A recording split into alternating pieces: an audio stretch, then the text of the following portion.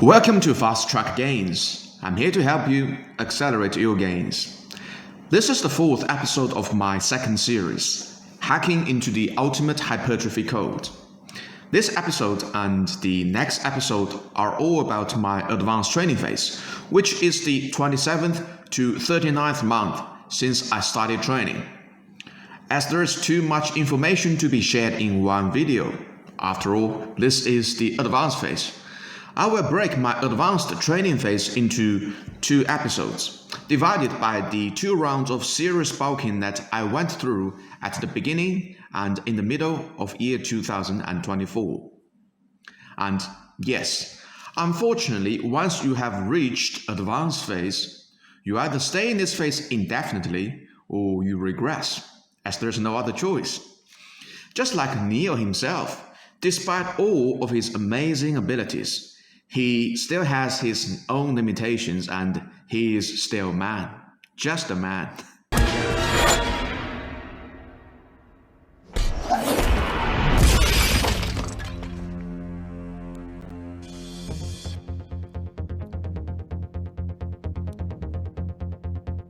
You see, he's just a man.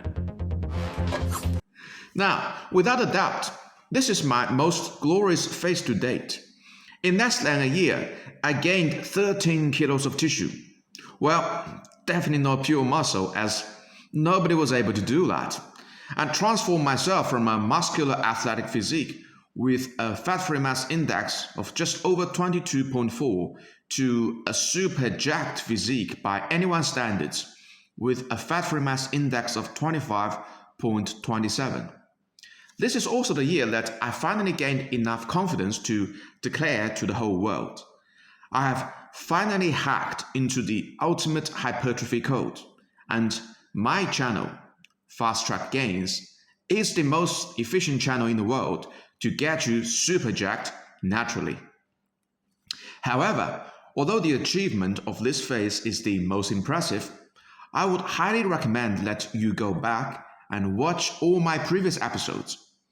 It was the necessary build-up from all my previous phases that eventually resulted in the glorious blossom of this final chapter.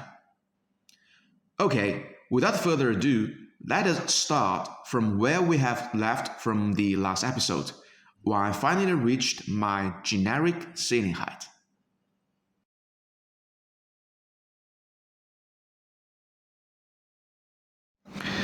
As I mentioned in my previous episode, free weights versus cables versus machines, advanced hypertrophy. Cables and machines should be the centerpiece of your training program when you progress to advanced phase. By the same token, this also means that a home gym might not be the best place for you due to lack of machines and cable choices, and a fully equipped commercial gym will be the best place for you to train to continue your progress. That was definitely the case for me.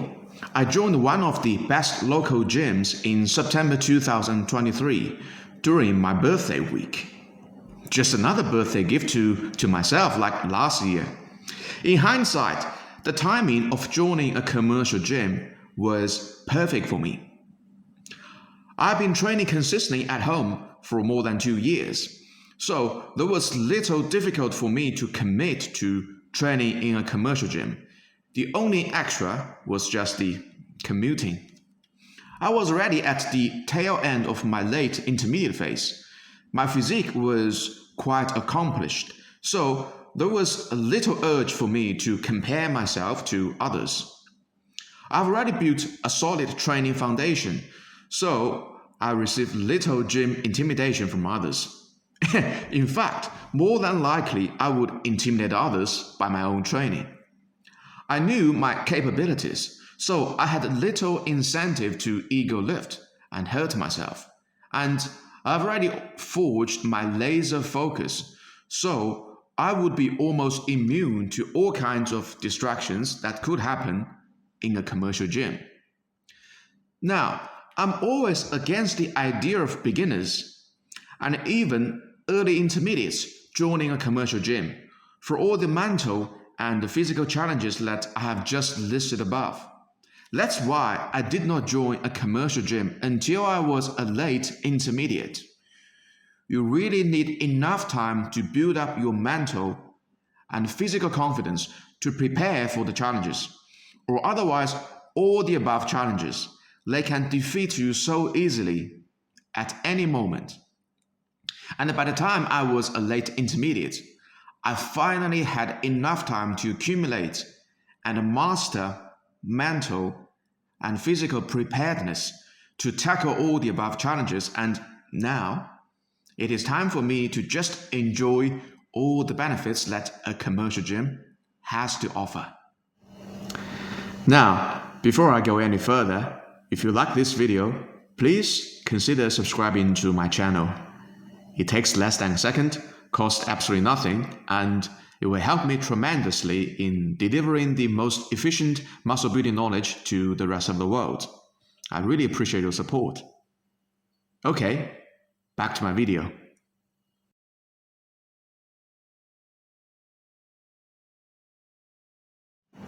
Again, as I have mentioned in my previous video, generic ceiling height part 2, lie in the sand.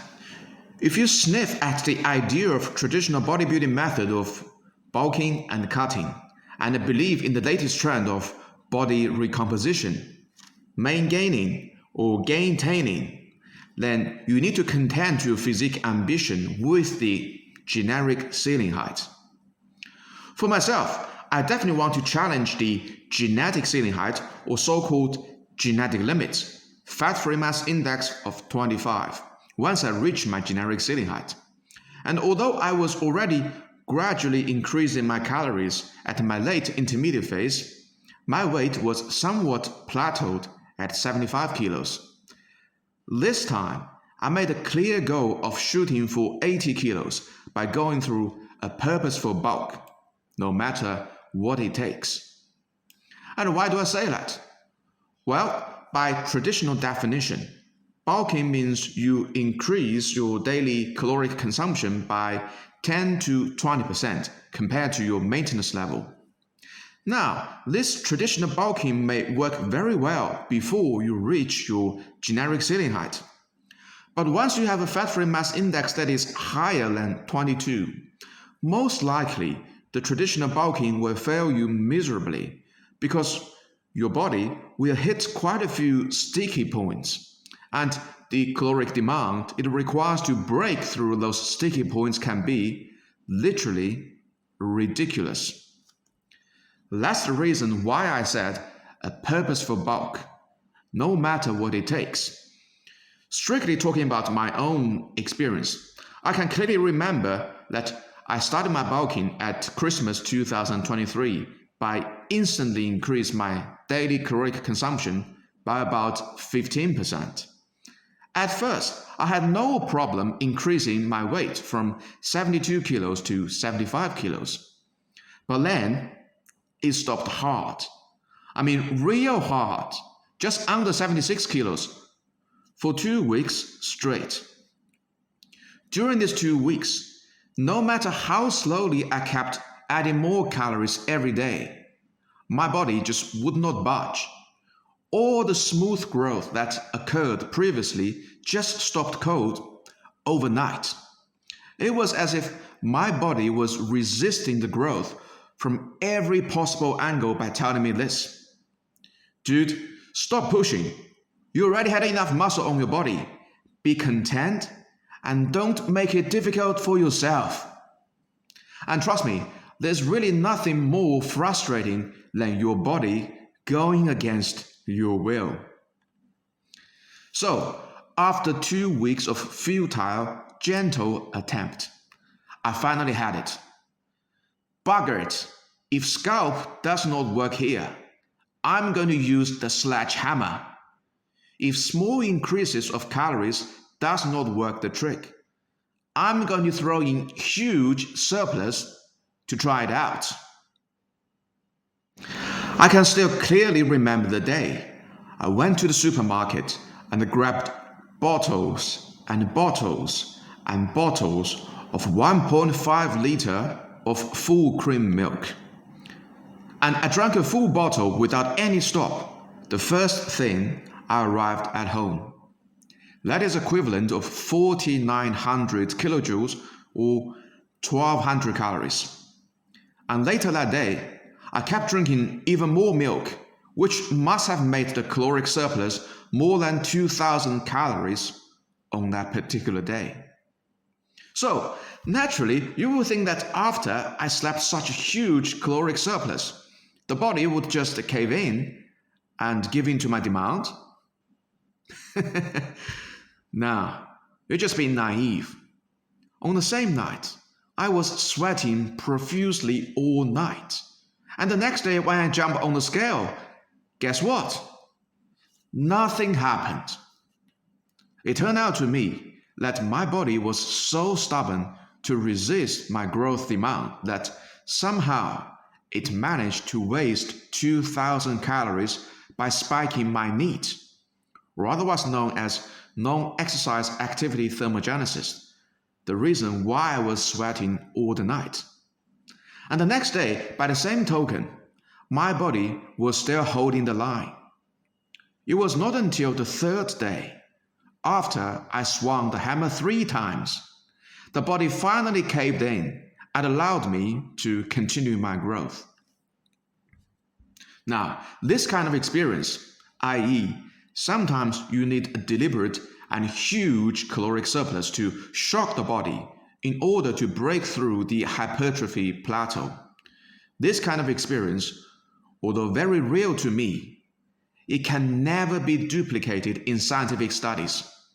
That is why I have said in my very first video, if you want to chase something higher than the generic ceiling height, science will not help you get there, because this is a field that is only occupied by experience and experiment. Anyway, back to my own bulking. Once I managed to bust this sticky point of 76 kilos, I did not have to resort to this sledgehammer policy until I hit 78 kilos. And when I plateaued at 78 kilos, I had to swing the hammer again to my body, but this time, fortunately, with much less exertion. By the middle of February 2024, I successfully reached my original target, 80 kilos. This is my first round of serious bulking, and I've learned so much from this bulking. Not only is serious bulking absolutely required if your goal is to get truly huge, but also the true understanding of why bodybuilders keep saying that bulking is much more difficult than cutting. Because of all these rough experiences I have received from this round, my next round of bulking underwent much more smoothly.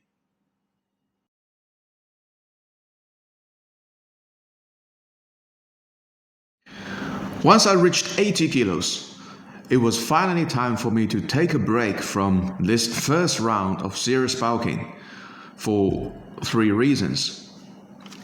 Number 1, my body fat crept up during the bulk to 15 to 17%. It was a necessary price to pay for the extra muscle growth, but now it definitely requires some management, or otherwise I will deviate too much from the traditional idea of bodybuilding or physique pursuit. Number 2, it is really hard to go a long period of serious bulking. The difficulty of eating an excessive amount of clean foods for an extended period of time is really beyond normal people's perception. Number 3, the nutritional partitioning efficiency needs a reboot. Now, this may sound a bit too scientific, but please allow me to explain. The body will allocate excess of nutrition and energy to either your fat tissue or muscle tissue during your bulk, but the percentage of allocation to your muscle tissue will decrease over time, unfortunately, meaning the longer you stay in a bulk, the less percentage the body is going to allocate for muscle growth, and the more percentage goes to body fat growth. Eventually, you will reach a point where you have to put on a lot of body fat for only a small amount of muscle growth, and by then, the juice is really not worth the squeeze anymore. That is why you need a break from the bulk. The very next day, I broke from this serious bulking. My weight has dropped by 500 grams. That just tells you that a serious bulking is really a serious challenge to the body.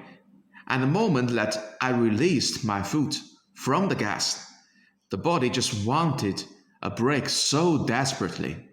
And in the next 2 months, I gradually decreased my body weight from 80 kilos in February to 75 kilos in April. And late in April, my mother came to visit me for 3 months. I was actually at my lightest weight when I was at the airport waiting for her, 74 kilos. But then my weight started gradually picking up. This time, it was quite effortless to go from 74 kilos to 78 kilos. Now, I know what you're suspecting. Of course, it is easy for him to gain some weight, because this idiot doesn't know how to cook.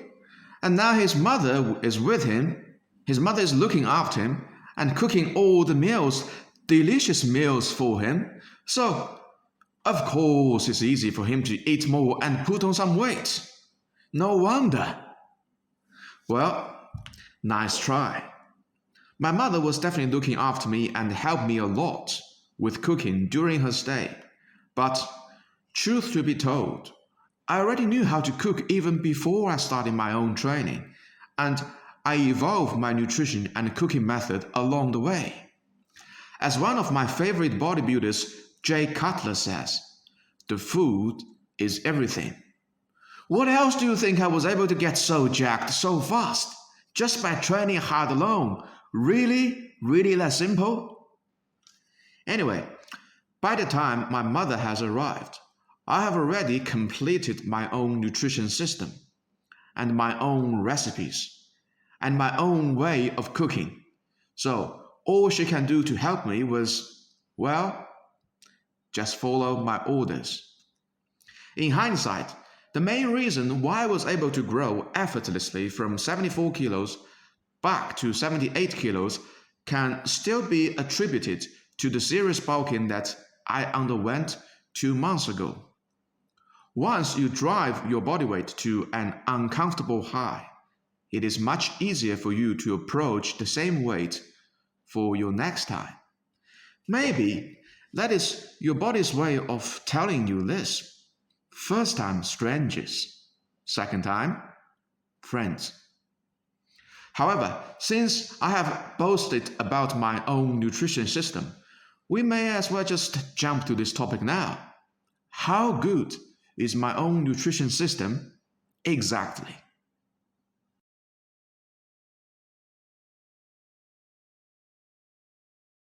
For the third time, as I have mentioned in my previous episodes, generic ceiling height part 2, line in the sand. Advanced bodybuilding nutrition is a prerequisite if you are trying to be super jacked. At around about the same time I joined the commercial gym, I began to tap into my last unknown field, advanced bodybuilding nutrition, and by the time my mom had arrived, I have mastered this last unknown field, and thus the creation of my own unique nutrition system is finally complete. Apart from Ted Naiman and Lane Norton as the principles of my own system, I have also absorbed and assimilated opinions from Mark Sisson, Gabrielle Lyon, Stan Ekberg, Robert Lastic, David Permeter, Richard Johnson, Steve Gundry, Will Bosowitz, Chris Nobby, and many other experts. The field those experts cover vary from keto, low carb, vegan, carnivore, fasting, grains and gluten, saturated fats and seed oils, lactose and fructose, sugar and artificial sweeteners, polyphenols and polyamines. And this might surprise you. I have actually learned quite a lot from the vegan tribe by watching one of the main vegan YouTube channels, Physicians Committee, despite that I am a huge meat lover. On the topic of the advanced bodybuilding nutrition, as this is truly a unicorn field, there are only a few that are willing to share their secrets. And the person I have to give most credit to is Miloš Sarcev, a legendary figure with the nickname The Mind in bodybuilding industry. This man basically single-handedly created advanced bodybuilding nutrition. Along with Dr. Jim Stoppani, Team 3D Alpha. Yes, a big shout out to Megan. And Jay Cutler. Yes, the 4 times Mr. Olympia himself. I have carved out my own advanced bodybuilding nutrition as the final piece, and last, my own nutrition system is complete. Not only do I have a good idea of how to calculate your daily caloric intake with relevant accuracy, how to maintain the baseline of quality nutrition, the ideal amount of protein depending on your needs and goals, the ideal fat sources and amount of fats for muscle growth and heart health, the ideal carb sources and the amount of carbs for high performance and your overall health, how to buy groceries if you don't know how to cook, how to fudge a meal if you are short on time. But I've also developed a complete kitchen protocol, including my own shopping standards, my own ingredient processing methods, and my own recipes to help anyone who wants to take total control and bring their nutrition to the ultimate level that no one else in the world can reach. Yes, I have the balls to say that my own nutrition system is my most potent weapon against any other fitness experts. I'm that confident. Now, you may want to ask, since this guy has completed his own nutrition system, has he completed his own training system yet? Good question. Turns out that it took me a little longer to complete my own training system, and I will be sharing that at the beginning of my next episode. So please stay tuned. That's it, guys.